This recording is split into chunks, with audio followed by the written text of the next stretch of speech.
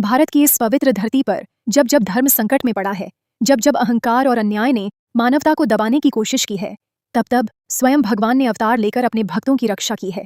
द्वापर युग में जब ब्रजभूमि आनंद, प्रेम और भक्ति से गूंज रही थी, वहीं एक नन्हा बालक अपनी बांसुरी की मधुर तान से सबका दिल जीत रहा था। उस बालक का नाम था कन्हैया। नंदलाल, मुरलीधर, ग्वालों का साथी, गोपियों का जीवन और समस्त ब्रजवासियों का आधार, श्री कृष्ण। कृष्ण केवल एक चरवाहे बालक नहीं थे, वे स्वयं ब्रह्मांड नायक थे। उनकी मुस्कान में ब्रजवासियों की आशा बसती थी, उनकी बांसुरी की धुन में प्रकृति नाचती थी और उनके बाल रूप में भी ऐसी अपार शक्ति छिपी थी जो समस्त देवताओं से ऊपर थी। इसी कन्हैया ने एक दिन ऐसा चमत्कार किया जिसने न सिर्फ ब्रजवासियों को आनंदित किया, बल्कि यह संदेश भी दिया कि असली पूजा प्रकृति की है, असली भगवान वही है जो अपने भक्तों का संकट हरते हैं। यह है वह अनुपम कथा, कृष्ण और गोवर्धन पर्वत की।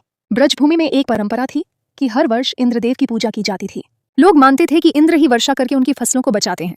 उसी समय नन्हे कन्हैया ने मासूम मुस्कान के साथ अपने बाबा नंद से पूछा, बाबा, हम इंद्र की पूजा क्यों करें?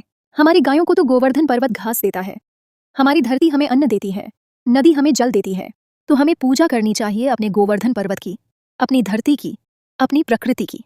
कन्हैया की बात सीधी ब्रजवासियों के दिल को छू गई। सबने मिलकर इंद्रयज्ञ छोड़ दिया और पहली बार गोवर्धन पूजन किया। पकवानों का अन्नकूट पर्वत जैसा सजाया गया, ग्वाल बाल नाचने लगे, ग्वालनें गाने लगीं और पूरा गांव पर्वत की प्रदक्षिणा करने लगा। लेकिन दूसरी ओर इंद्र का अहंकार जाग उठा। उन्हें लगा कि इस छोटे से बालक ने उनकी पूजा रोक दी, उनका सम्मान छीन लिया। क्रोध से भरे इंद्रदेव ने अपने हाथी ऐरावत पर बैठकर काले काले बादलों को ब्रज पर भेज दिया। बिजली कड़कने लगी, तूफानी बारिश शुरू हो गई, खेत डूबने लगे, घर गिरने लगे, गायें तड़पने लगीं और ब्रजवासी भयभीत होकर बस एक ही नाम पुकारने लगे, कन्हैया बचा ले। और तब वो चमत्कार हुआ जिसने सृष्टि को दिखा दिया कि ये नन्हा गोपाल वास्तव में स्वयं परमेश्वर है।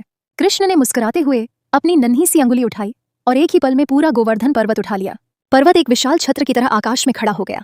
कन्हैया ने सबको बुलाया, आओ माँ, बाबा, ग्वाल बाल, गोपियां, गौमाता, सब इस पर्वत की छाया में आ जाओ। जब तक मैं हूं तुम्हें कोई छू भी नहीं सकता। 7 दिन और 7 रातें मूसलधार बारिश होती रही, लेकिन गोवर्धन पर्वत की छाया में सब सुरक्षित रहे। ब्रजवासियों के दिल में भक्ति उमड़ आई, सबकी आंखें कृष्ण पर टिकी रहीं। अंत में इंद्र का घमंड चूर चूर हो गया। वे स्वयं आकर कृष्ण के चरणों में गिर पड़े और बोले, प्रभु, मुझसे भूल हुई, मैंने आपको न पहचाना, आप ही तो सच्चे देवता हैं। कृष्ण ने स्नेह से कहा, इंद्र, देवत्व का अर्थ है प्रजा की रक्षा करना, अहंकार दिखाना नहीं। याद रखो, प्रकृति ही असली ईश्वर है और भक्तों की सेवा ही सबसे बड़ा धर्म। उस दिन से हर वर्ष गोवर्धन पूजा का पर्व मनाया जाता है।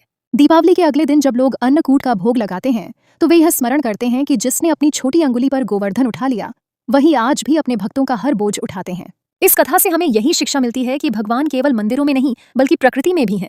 और श्री कृष्ण हमें सिखाते हैं कि असली भक्ति वही है जो हमें कृतज्ञ बनाती है, जो हमें दूसरों की रक्षा करना सिखाती है और जो हमें अहंकार से दूर रखती है। तो आइए हम सब मिलकर गाएं, गोवर्धनधारी श्री कृष्ण कन्हैया लाल की जय।